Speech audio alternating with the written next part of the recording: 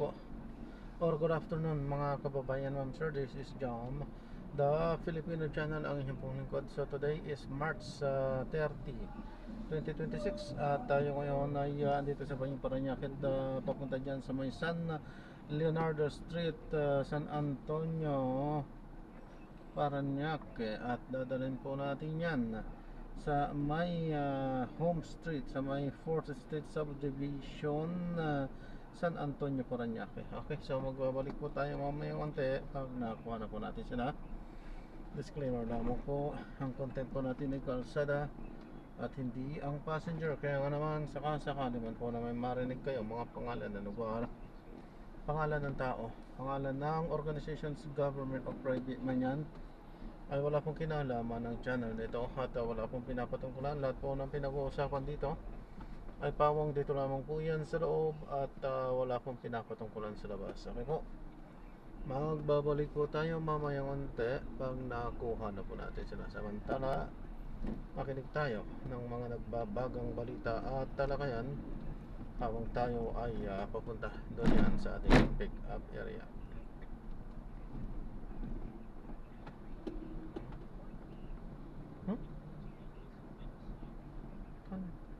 Oh, dito.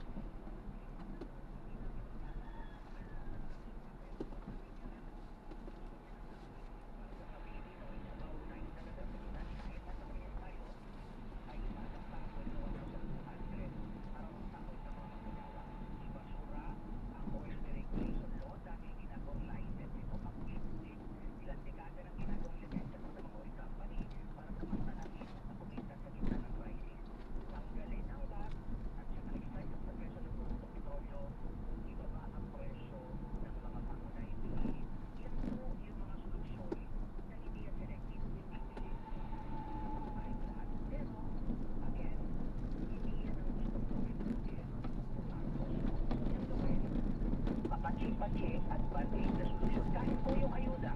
Sabi natin, may ayuda sa mga driver, 5,000 isang beses lang yun.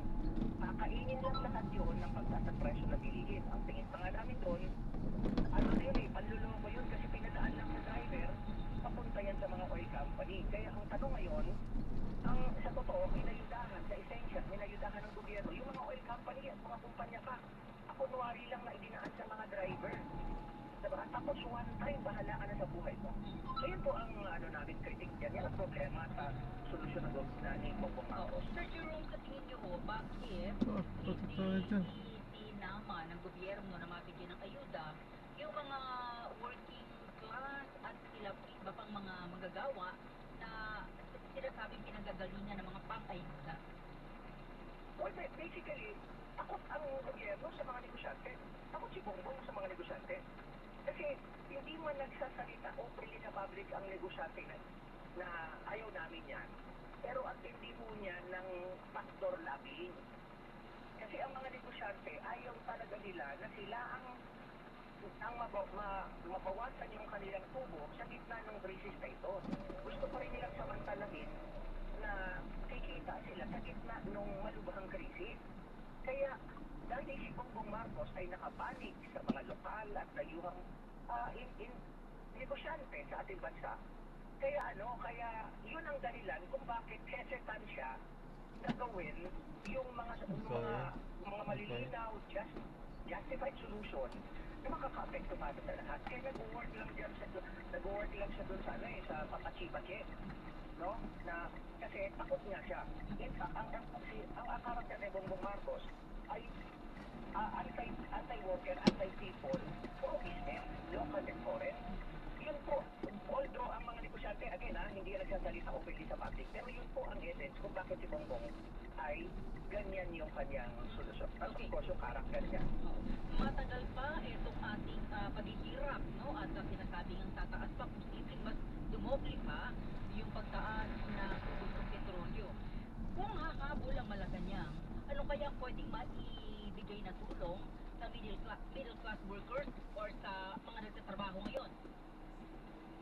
balik po ako dun sa point ko kanina, yung aming pinapaliwanag na demand, hindi pwedeng pili, no? Hindi pwedeng pili kasi lahat ay tinatamaan ng krisis. In fairness sa middle class, paano yung middle class ngayon? Nasasaktan talaga sila sa tindi ng impact. Pero po, mas masakit yan para sa mga walang trabaho, mas masakit yan para sa mga tricycle driver, jeepney driver na nagbaboundary, mas masakit ang impact para sa mga manggagawa na below minimum wage earner. So, masakit sa middle class, pero mas matindi po ang sinasalong krisis nito. Kaya ang point namin, balik kami dun sa call na hindi dapat pili ang bibigyan lang ng ayuda or tulong. Ang gusto natin, sabi ko nga sa'yo kanina, yung natin pinapaliwanag natin, dapat talaga yung mga programa na may impact para sa lahat at hindi pili. So, balik tayo dun sa 1,200 na sahod sa mga manggagawa, the additional 1,200, yes.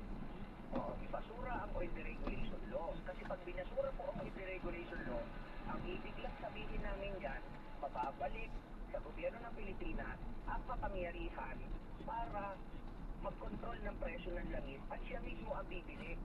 No? Kasi ganito kami, kung ang gobyerno mismo ang may control sa oil industry, siya ang bibili, di ba? Pag pumili siya, kung magkano nilang binili, yun lang ang ibibenta niya dito sa ating mga kababayan. Kung may patong man ng konti para sa maintenance at other expenses, maliit lang ang patong. No? Kasi gobyerno nga siya, hindi dapat pagkatuluan. Okay, oo. Sa experience natin, ang mga oil company dahil profit-oriented yan, inuuna ang tubo over dun sa wala silang pakialam sa impact sa ating ekonomiya sa hirap ng kababayan. Okay, uling tanong ko sa sitwasyong ito, sa tingin mo ba ay handa sa mga ganitong sitwasyon ng ating pamahalaan? Well, tingin ko hindi po. Hindi siya handa. Dahil matagal na ho ito sasalaminin natin to sa mahabang problema ng ating economy. Yung ekonomiya natin palaging nakaasa sa foreign economy. Never ang gobyerno ni Bongbong Marcos at ang mga previous government before Marcos na nag-ready para magkaroon tayo ng sariling ekonomiya. Sa totoo lang ho, tayo, hindi tayo masyadong maapektuhan nung krisis na ito kung meron tayong sariling ekonomiya na hindi fully dominated na foreign. Tingnan natin yung ating mga Kansilado po yan, hindi dumating. Yan, paalam po. God bless po.